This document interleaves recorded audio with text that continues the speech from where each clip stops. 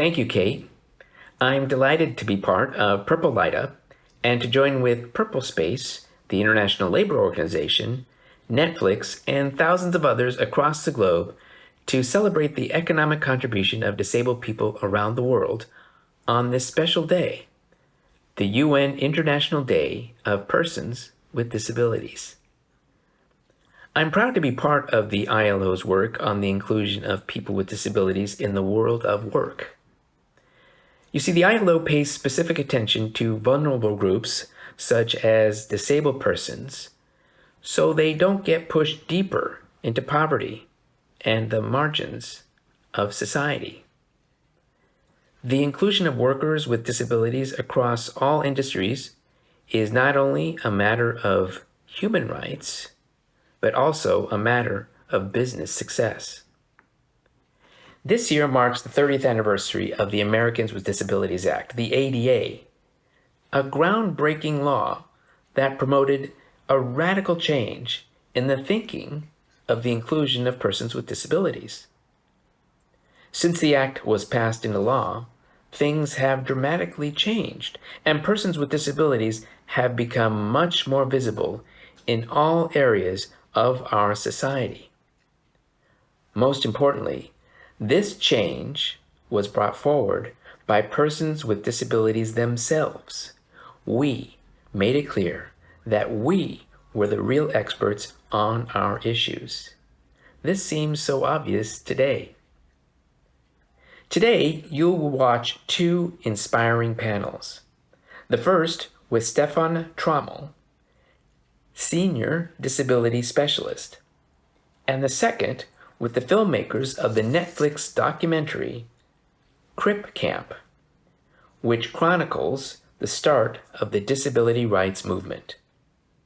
Executive produced by President and Mrs. Obama, the key messages from this powerful documentary are particularly relevant in the current context of the challenges facing all of us during this pandemic.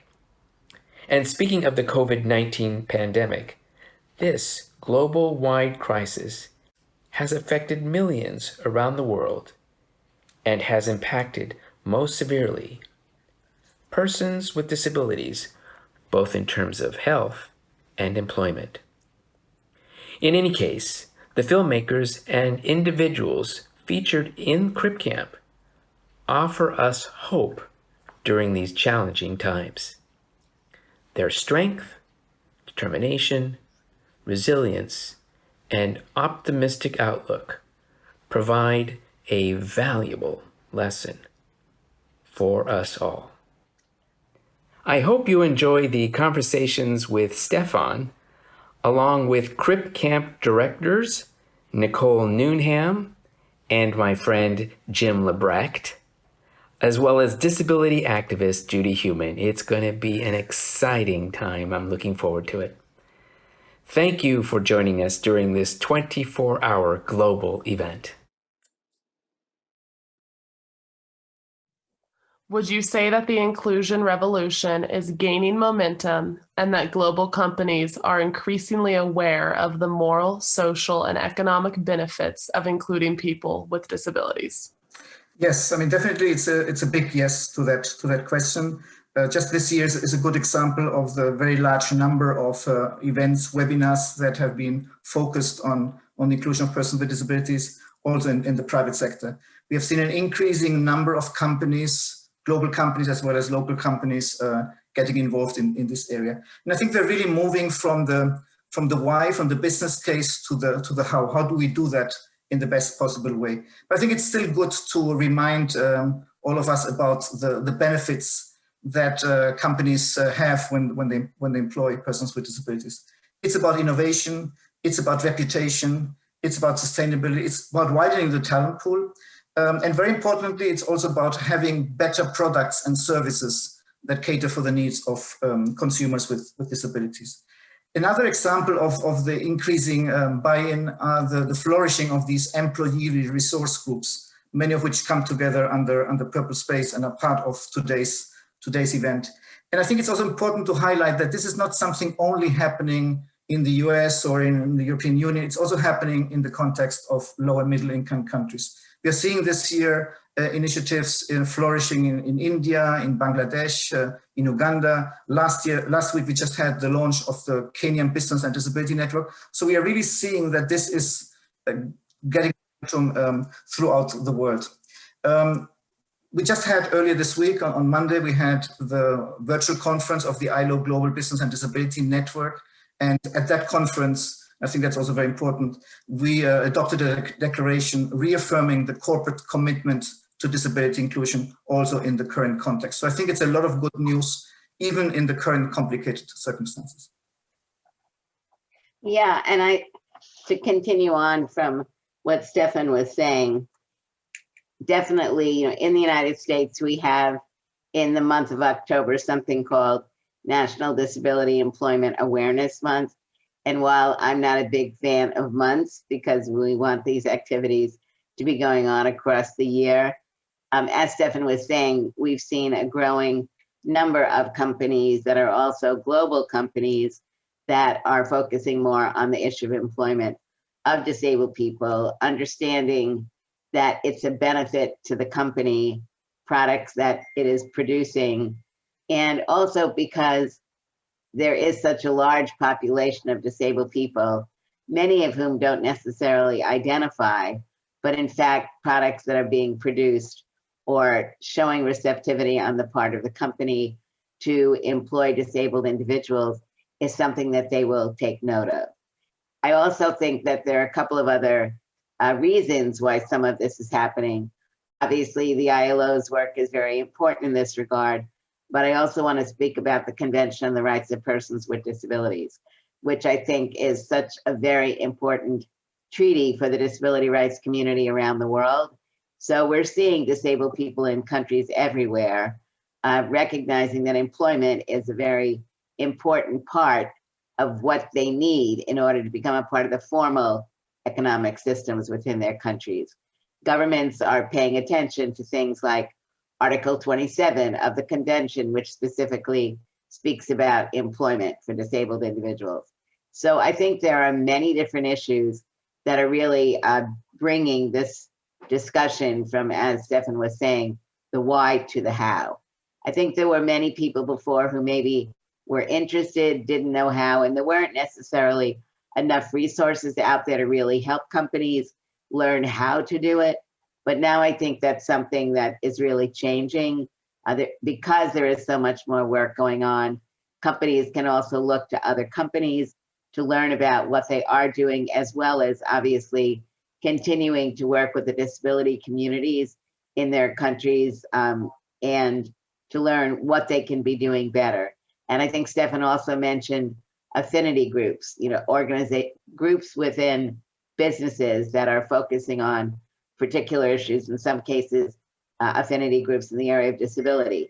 And I found those groups to be really growingly important because more disabled people who are working in these companies are really digging down deeper and really looking at some of the more significant barriers that may exist both in recruitment, advancement, and retention, and where the leadership of these companies is sincerely interested in doing a better job. We're beginning to see changes within the companies that I think overall will improve the value of the companies. And there are so many important things that are going on around the world. The Black Lives Matter movement, which started here in the United States, maybe I don't want to say started, but erupted here more this summer because of some very tragic situations that happened, and really has been supporting and igniting Black Lives Matter movements around the world, which really represent Black lives plus other lives. And so the empowerment of the voices of people who are not achieving equality and justice within their countries is coming together. And I think we're also recognizing the importance of really looking much more deeply at the causes of the discrimination that have impacted, depending on the country that you live in, prejudice, discrimination, alienation, lack of education, lack of employment opportunities. We really, talking for myself living here in the United States, we really have not received the historic information that people need to have to understand the causes of discrimination in the area of race, and certainly in the area of disability around the world. The causes of discrimination are something that we're really just beginning to discuss. So in looking at creating a just world, we need in our local communities to really analyze who is in and who is out. Why are they in and why are they out? And what kinds of fundamental changes do we need to be making in our local, in our houses, in the places that we live, in religious institutions we may be involved with, in the businesses that we are engaged in? Because we're not just talking about, for example, the recruitment of disabled people from diverse communities, but we also need to listen to what disabled people are saying when they're actually on the job. And too often the prejudices that exist outside companies exist inside companies. So I think we're really talking about a very major overhaul of what we value as societies, what changes we're going to make in order to become truly equitable and just. Let me build on what Judy just said, which is so important. We just organized a few weeks ago a webinar on intersectionality between Black Lives Matter and persons with disabilities. It was so interesting to hear those lived experiences of African-American colleagues with disabilities. One of them was a daughter of deaf parents, the other was a mother of a disabled child. And so many stories they shared really showed how these two things come together and create additional challenges to be addressed. No? And I think that this whole concept of the sense of belonging, of people being able to come to their companies, to their organizations and be themselves, and that sometimes our organizations are not yet there, and then people come and hide some of their elements in their daily work, and that has a very negative impact on their performance. So I think there's a lot we can learn from each other. I think it's also very important that we bring those issues together. It's sometimes you hear from organizations, well, this is our LGBTI year, this is our disability year. No, these issues need to be addressed permanently and not competing with each other, but really learning from each other and also looking at the additional elements that the intersection of those issues bring together. I think, of course, it's very important to start this new thinking in the school. I think the school is particularly important. Events like the International Day today, of course, make a contribution.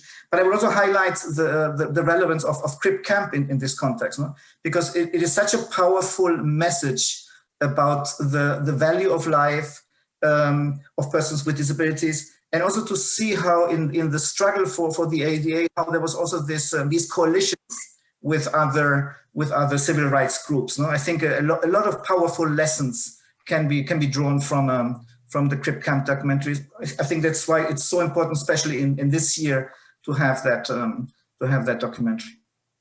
I'd also like to say that companies that have affinity groups, frequently the affinity groups are stovepiped. They're dealing with women, disability, Black community, Latino community, whatever the particular groups may be in the country that people are residing in.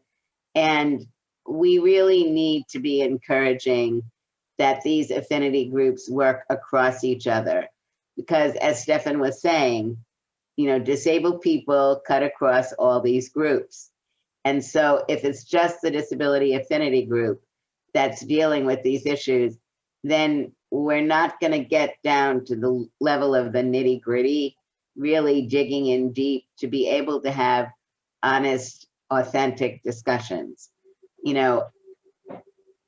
because we are talking about systemic reform.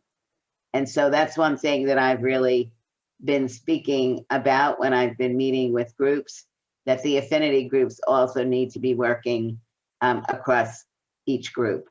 And we really need to also emphasize, when you look at Crip Camp, one of the values of Crip Camp it's a film that one of its producers has a disability, is a professional in the field, and then the voices of disabled people throughout. So we must be remembering that in the area of disability, disabled people must be central.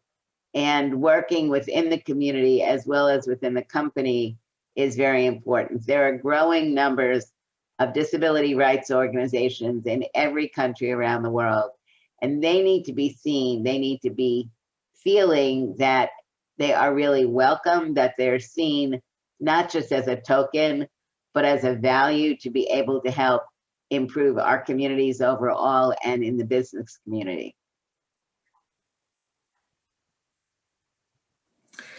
It is fair to say when the pandemic started early this year, we were extremely concerned. We really had the concern that persons with disabilities would be severely impacted by the pandemic, which has happened, but not only from a health point of view, but also in terms of employment and jobs.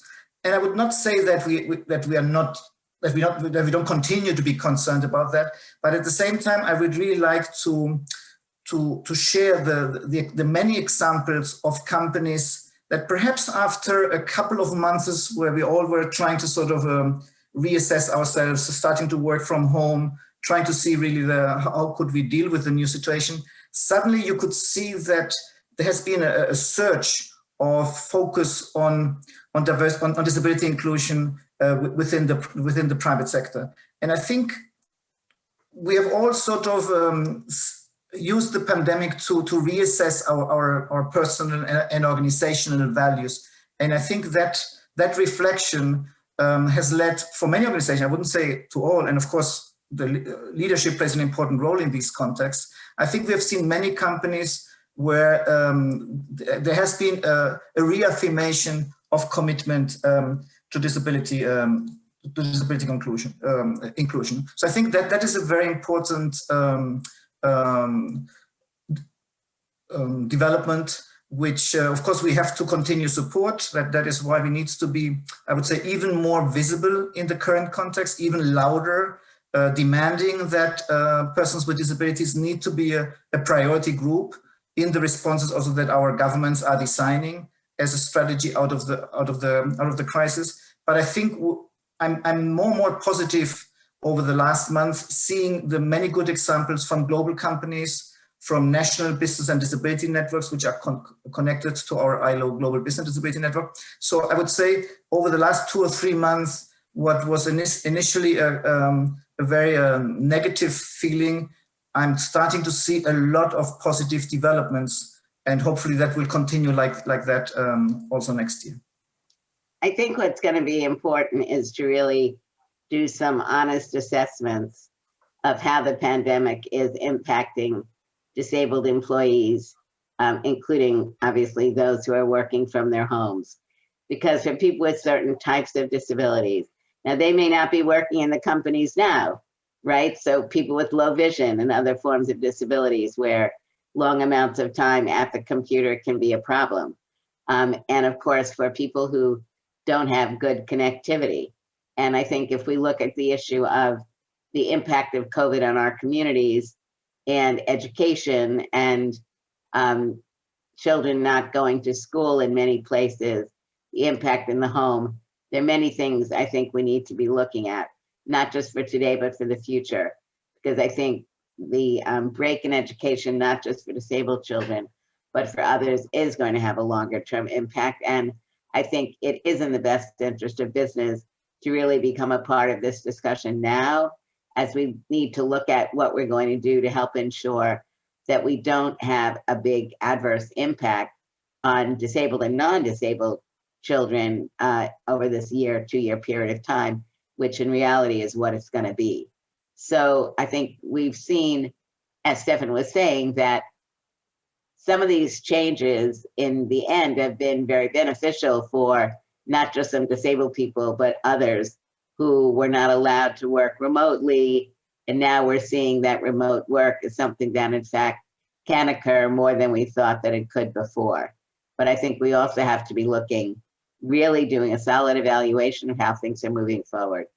And business now can play an even more important role because they were one of the largest communities that had to really jump in and do its best to change to be able to meet a bottom line.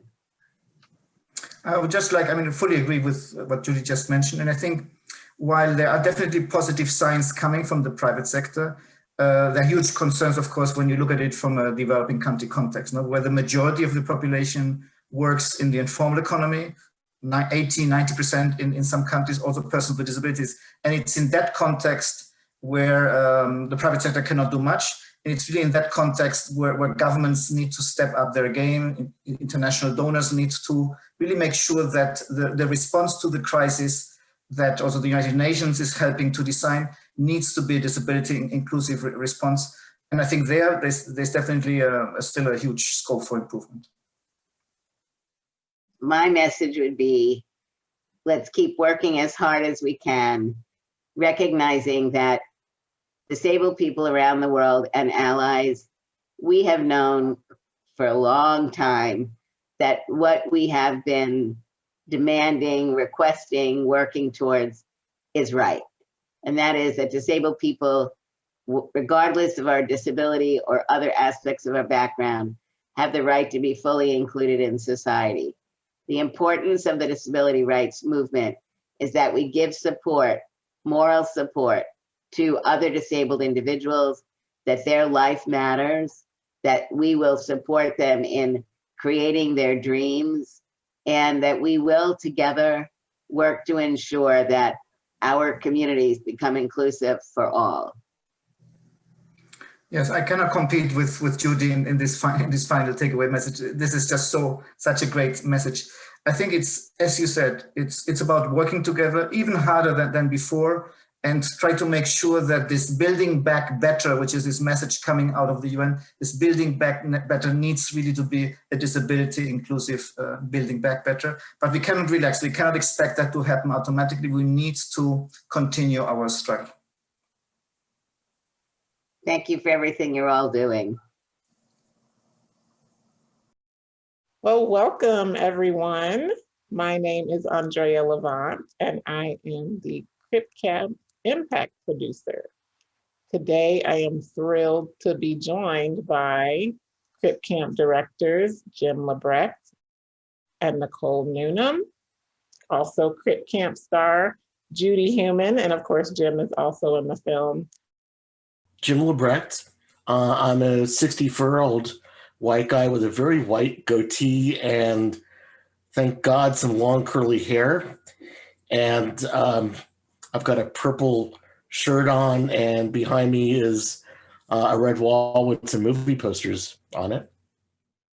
I'm Nicole Newnum. I'm a 51-year-old white woman with shoulder length brownish hair, and I'm wearing oval maroon glasses that I bought because I thought they looked kind of like Judy's glasses, and in the scene where the kids are talking around a table at Camp Jeanette, and Judy is totally my fashion icon. So I'm sitting next to a bookcase in my house in Oakland, California.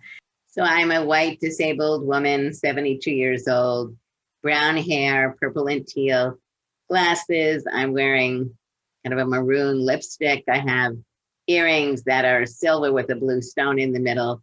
And I'm wearing a blouse, which is, I guess, teal and blue and white, kind of like feathers.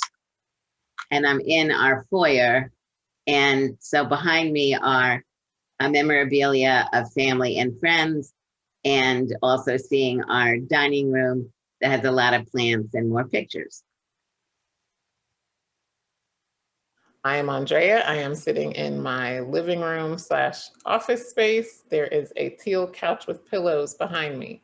I'm wearing a burgundy floral dress with my turquoise, black, and purple cat-eye glasses, curly shoulder length hair, dark hair, and dark colored lipstick.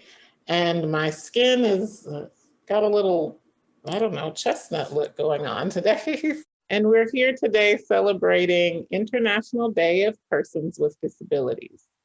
So really excited to just dive into some questions with you all. Thanks for being with me. Welcome. Happy to be here with you. So the first question is just kind of what was your initial reaction to the film, and how do you feel like it depicts your experience as well? And obviously this would probably be, first let me say to Jim and Judy, and then Nicole would love to kind of hear even how you became involved with the film. I think I want to go first because Jimmy made the film with Nicole. So I wasn't watching it all the way along the production. So for me, when I saw the film, it really blew me away. And my husband saw it at the same time, my roommate, and it was a reaction on many different levels. One, I was laughing hysterically at what I was like in 1971. That was like really reminiscing and laughing.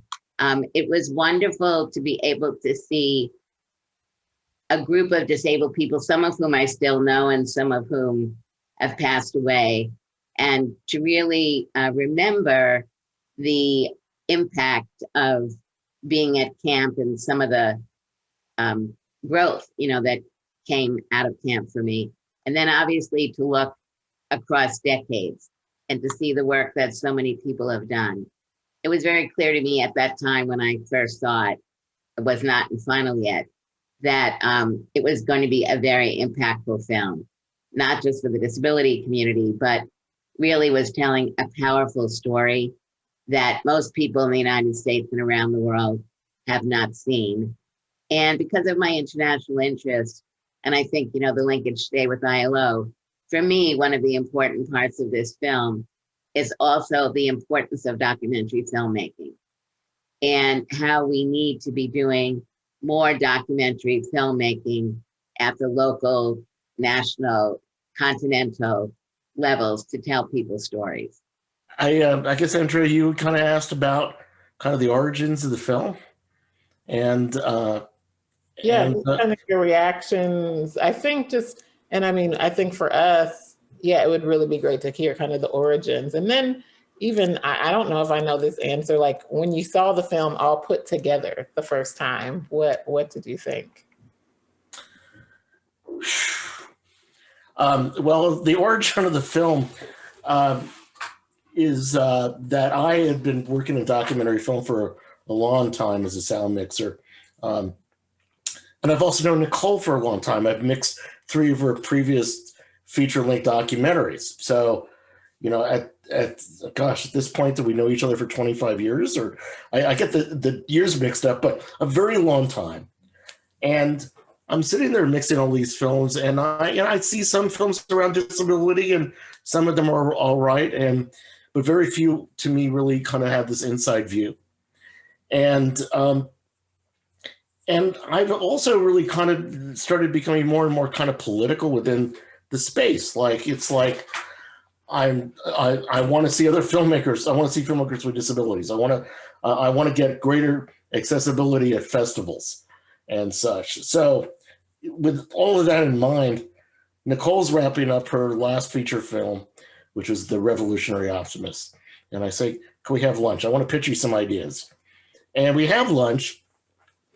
And I'm kind of talking to her about some other ideas about maybe stories of non-disabled siblings of disabled kids and such. And then on the way back to from the restaurant back to our cars, I kind of sheepishly said, I've actually wanted to see a film about my summer camp, that I know that there's got to be a story here of this exodus of people from the New York area out to Berkeley, California, and why that happened and what it took and how that was part of the disabled civil rights and the disabled independent living movement.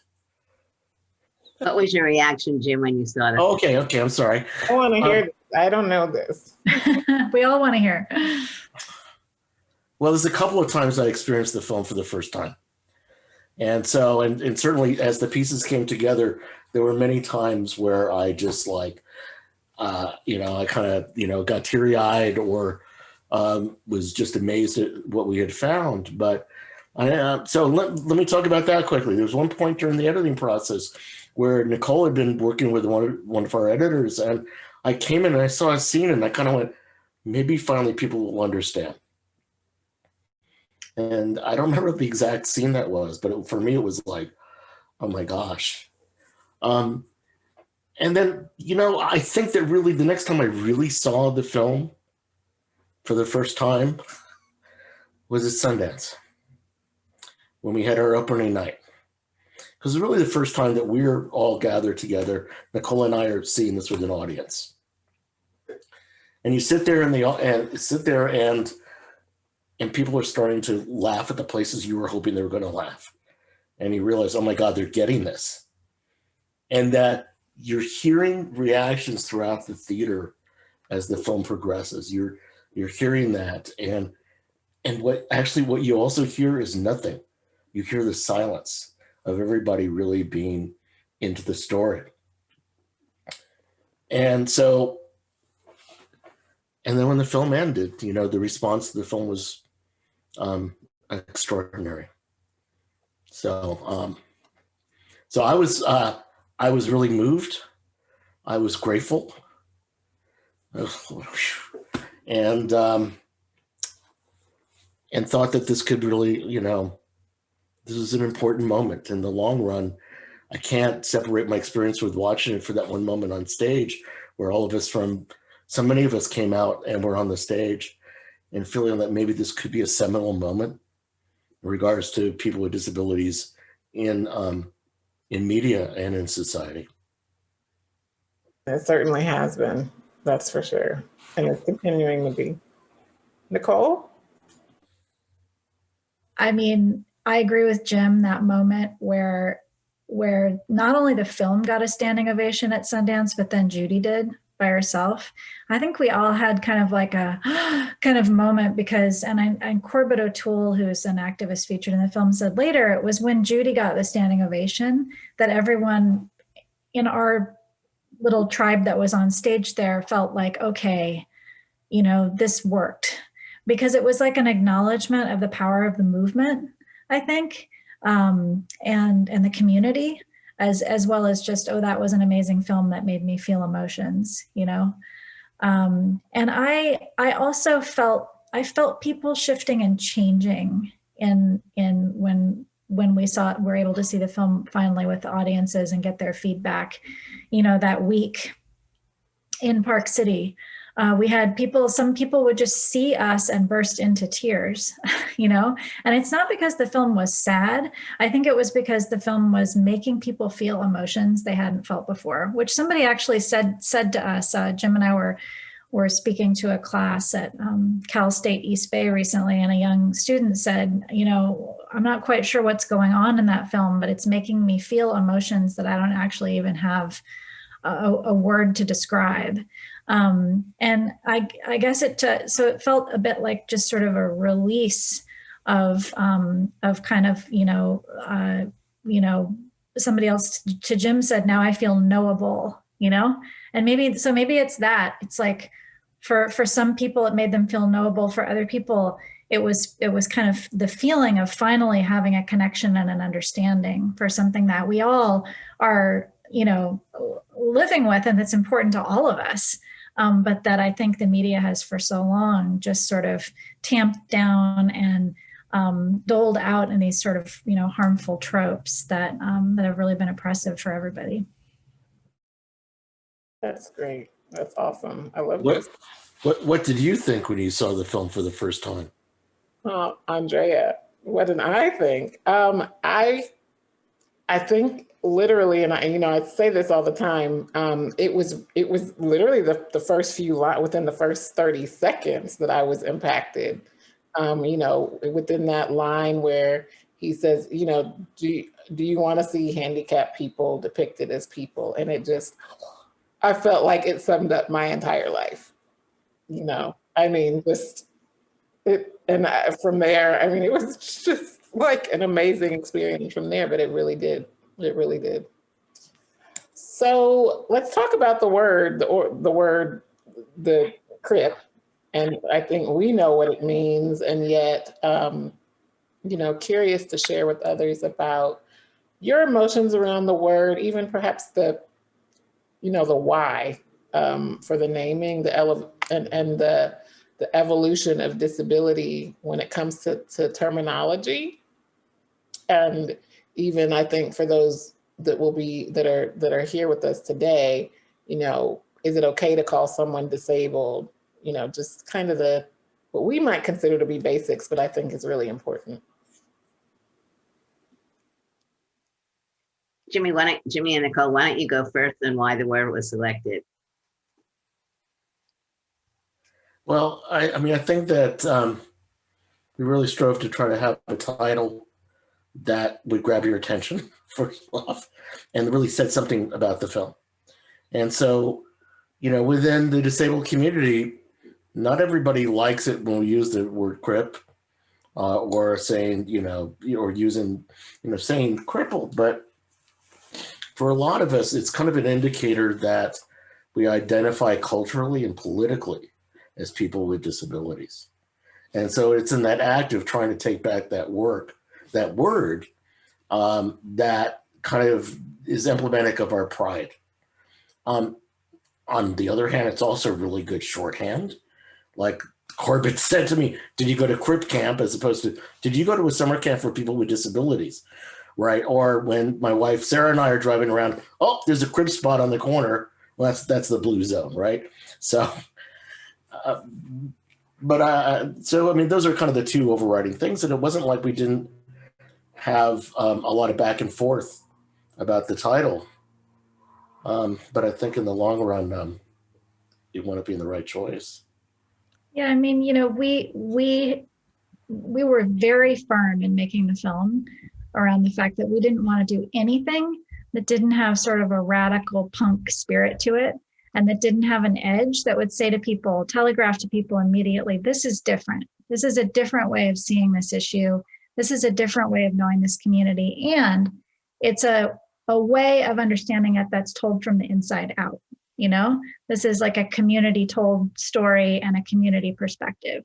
And so Crip Camp, for people that kind of could get it, really works on that level for people who have the inside community knowledge. And for people who don't, it makes you kind of like sit back on your heels a little bit and go, what's going on here?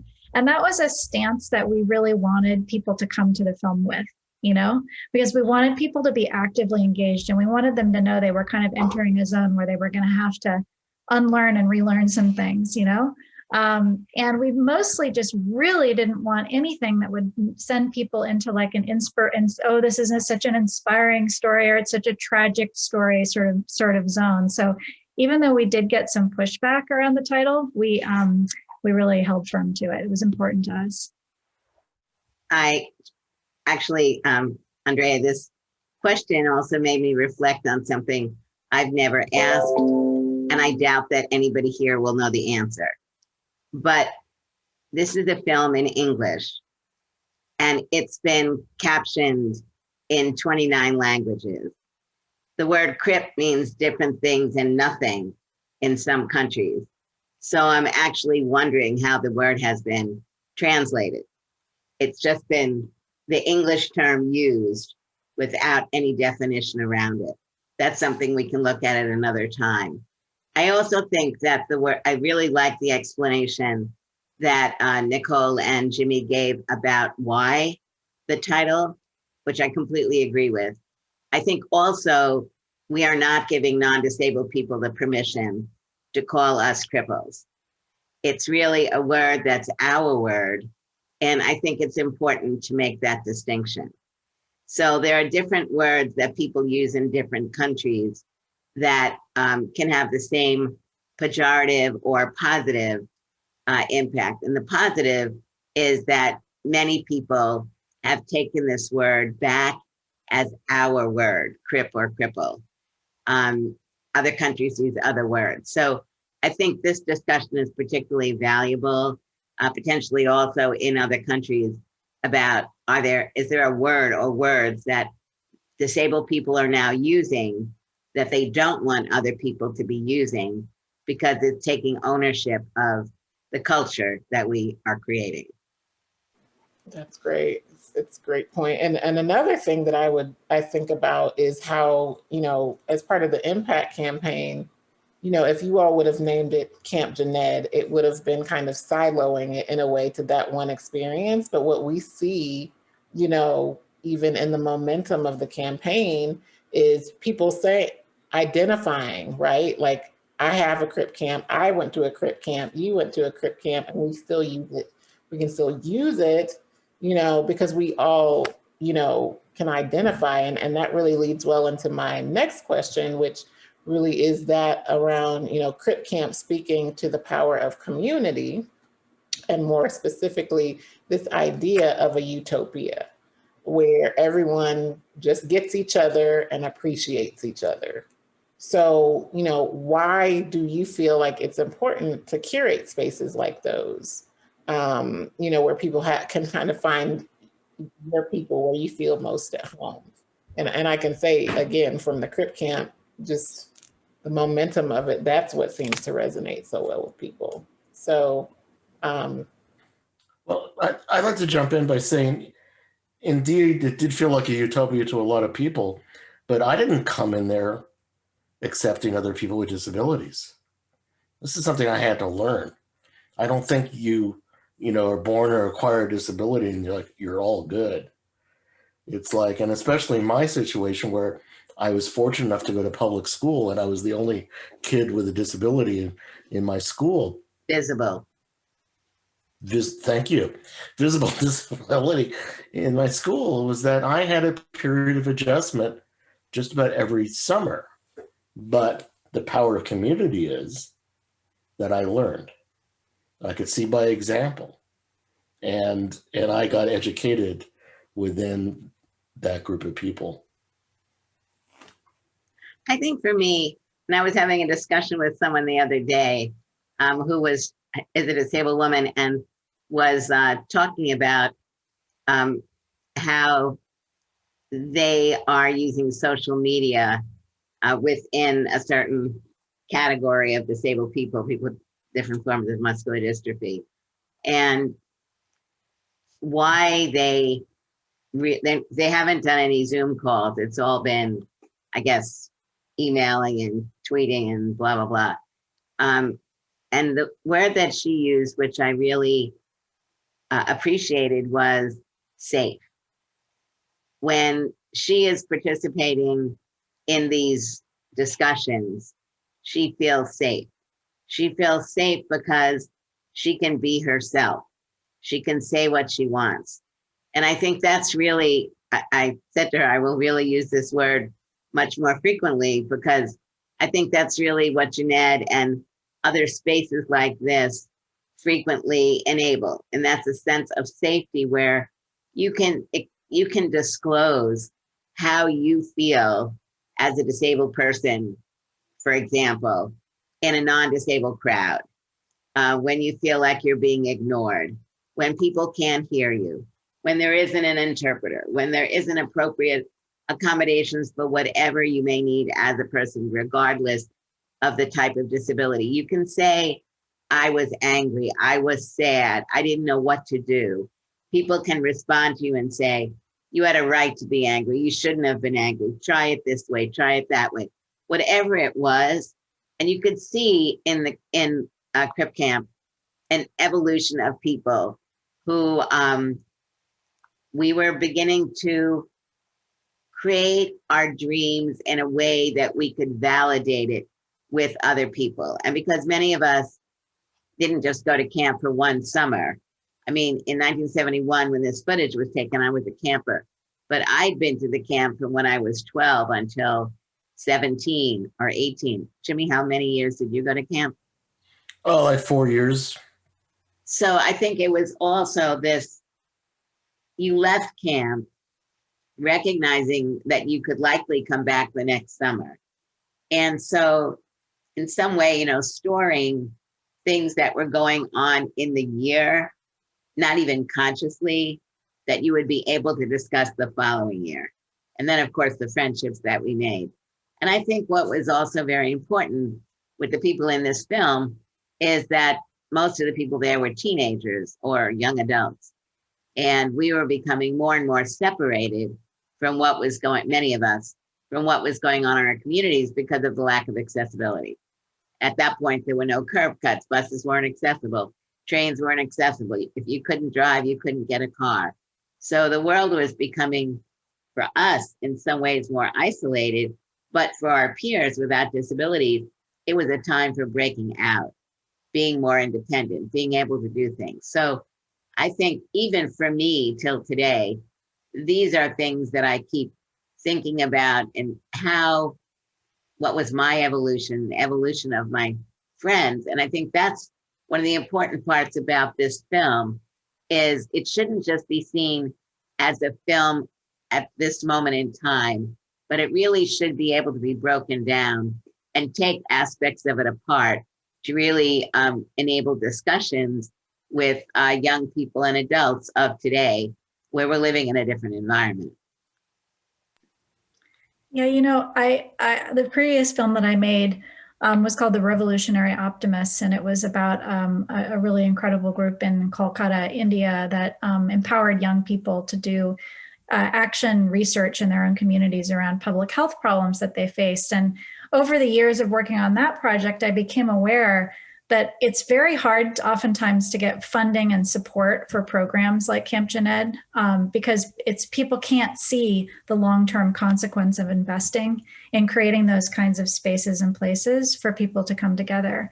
And what was so exciting to me was when Jim first brought this story up was, oh, wow, like you can actually draw a line. You can draw a line between how people had these conversations with Judy at camp and a kind of methodology for creating a way of speaking that allows people to participate across disability and other people to respect them and listen to them. We can actually see that in the footage. And then we can see it happen again 7 years later inside the federal building with a whole expanded group of activists. And then we can see the actual policy change that results because of that. And that was such a rare opportunity to draw those kinds of lines, but I think they exist all over the place when people invest in creating spaces like this for young people to come together and talk about their shared experiences. I think also, sorry, Nicole, I think it's a great point. And I think, when we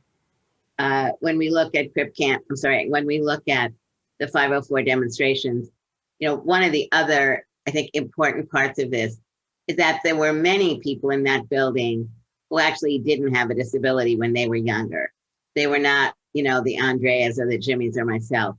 They were people who, broke their neck in a diving accident or, motorcycle or whatever it might have been. And they, in many ways, were not yet a part of any disability community. And one of the reasons they came from other states to the Bay Area was the Berkeley Center for Independent Living. And it was because people really were looking for a community. Whether or not that was something they consciously were thinking about, they might have been coming because they heard it was more accessible, whatever. And you can see that in the film. You can see even Corbett. Corbett had a disability since she was young, but when she got involved with CIL, she speaks in the film about how that was a change for her.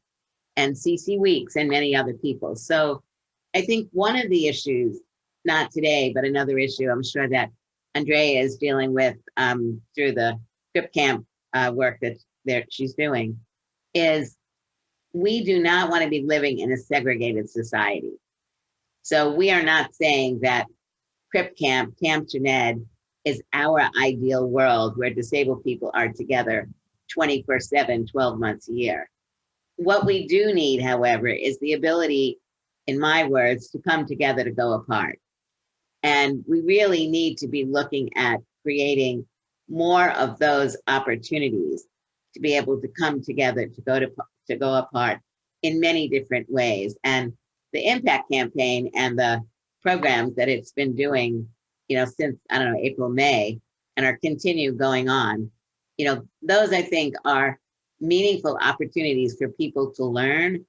And I'm really hoping, though, that after COVID, we can really embrace more the opportunity of unstructured discussion.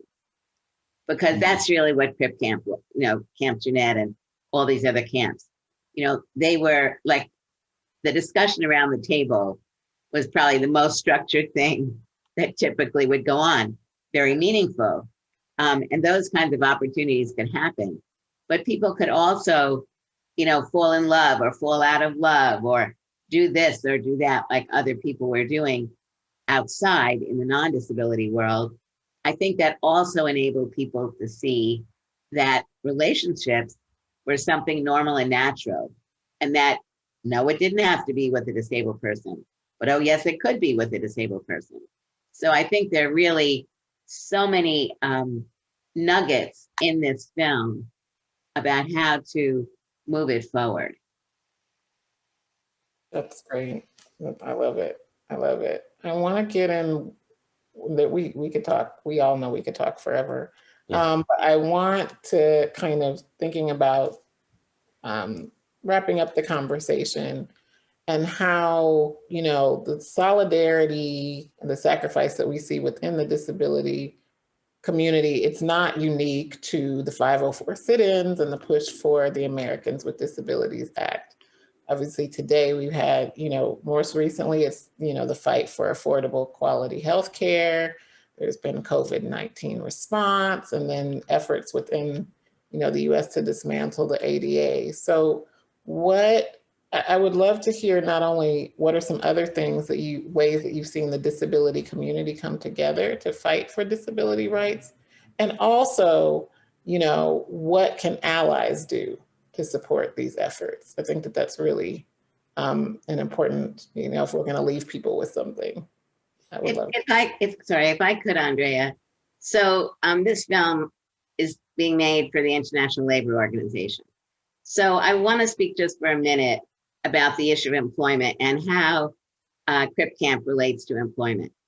One of the very important parts, as we've been discussing about Crip Camp, is the strengthening of people individually and as a group.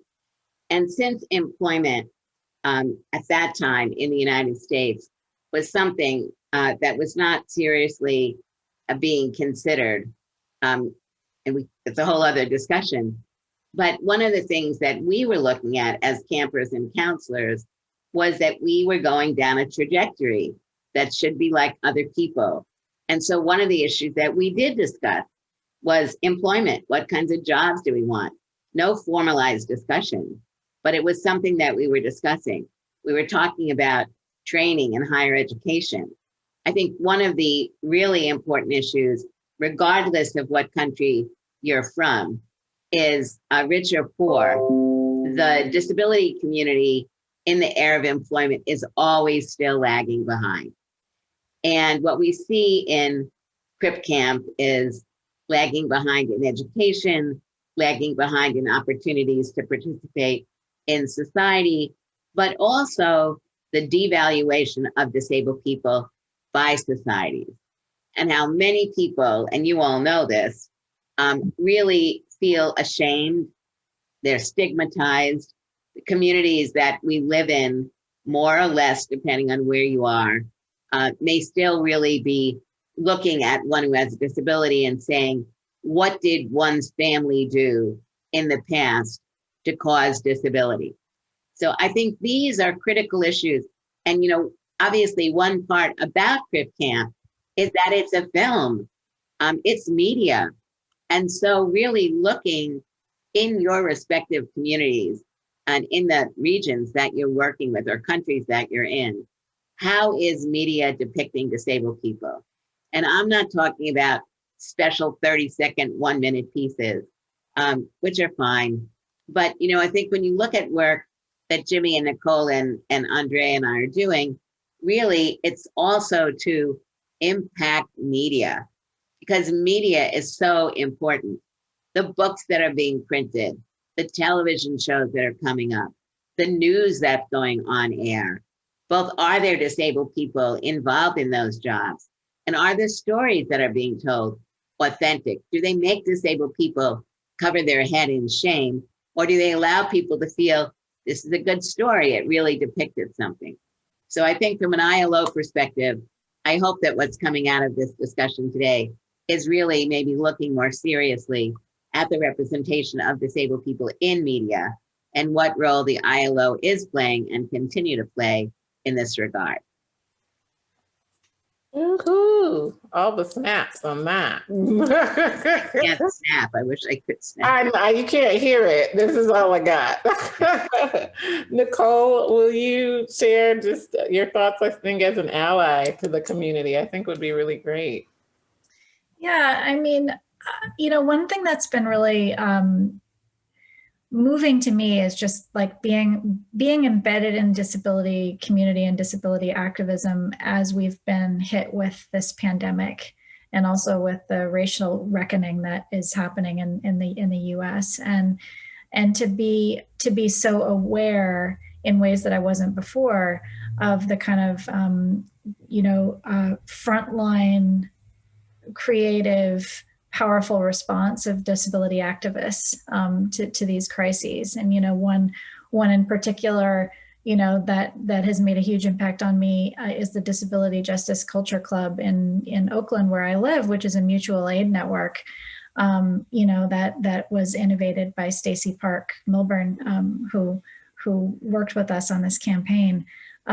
And that is like a model that is being held up all over the country for people to not only to respond, in mutual aid to the crises that we have, but also to increase the profile and people's awareness of how people with disabilities and BIPOC people and queer people are being impacted so disproportionately to the crises that we're facing. And so I guess what I'm trying to say is that I think for allies, finding those disability-led solutions and those disability-led organizations and supporting them is and learning about them, kind of embedding yourself in them. In the case of the Disability Justice Culture Club, you can volunteer, and be a part of it. I think that those are ways that allies can really, not only support and be a part of really important work in the issue, but also it's just taking a real learning stance, because there's so much to learn. Great. I think that allies are essential, and I think that we all we all rely on each other, and perhaps it's difficult for anybody to kind of come into a community that's not unlike, that is different than themselves. But I just constantly see that people do come in, and that, would it be uncomfortable at first? Maybe, possibly. Is that something that's going to be horrible? No. And the fact that it's like coming into your first date, it's like, it's going to be a little bit awkward, but there might be something really good here. So I really, and my experience, my experience as a disabled person working with Nicole on Crip Camp is such an incredible example of this, and how you build with trust and openness and an acceptance that people are going to have to find their way a little bit. But once that happens, not only, and then it's a two-way street. It's not just helping the handicapped, but it is us with all the incredible talents and resources that we have affecting your lives also. If I've gotten to your door, I've busted my ass to get there. And there's a lot that I'm bringing with me. Andrea, if I could make two more points. One is the Convention on the Rights of Persons with Disabilities, which is a treaty. Everybody watching this, except people in the US, are aware of it. And I would say that one of the phenomenal impacts of the CRPD is it was the voices of disabled people in every country around the world that came forward demanding that we needed to be able to have a UN treaty that would help not only recognize the barriers and discrimination that disabled people were facing, but to put forward specific actions that needed to happen in order to begin to, in some cases, in others, reinforce the barriers that disabled people were facing in multiple issues and solutions. So people like the rapporteur on disability, who Catalina Devandis, who was the rapporteur, special rapporteur on disability, is highly to be commended for the work that she's done over the last number of years of not only making various entities in the UN understand the plight and conditions of disabled people, but as some of us have been saying, getting people to talk to people. And I want to say on the issue of allies, allies are very important. I also think it's very important to understand that as allies, you really do come in to learn. And it's really important that you're playing a role as a learner and that you're learning from people and you're gaining the confidence of other people and mutual respect developing. And I think when we look at Nicole as an example, you can see that Jimmy talks about Nicole, the number of years that they work together and how there really is a deep respect, not only between them, but Nicole really has gotten the importance of listening to others, taking signals from others, learning from others. And so that's what I want to say about allies. Allies are always important, but we need to understand whichever group we're trying to learn from, that we need to come in with respect and recognition that we need to take our cues from other people. So good. So good. That was I think a perfect ending message, right? So just want to say thank you so much to Nicole, Jim, and Judy for joining me today. And who knows what's next? It's exciting to see, right? Thank you, Andrea. So much. Thanks. Take care.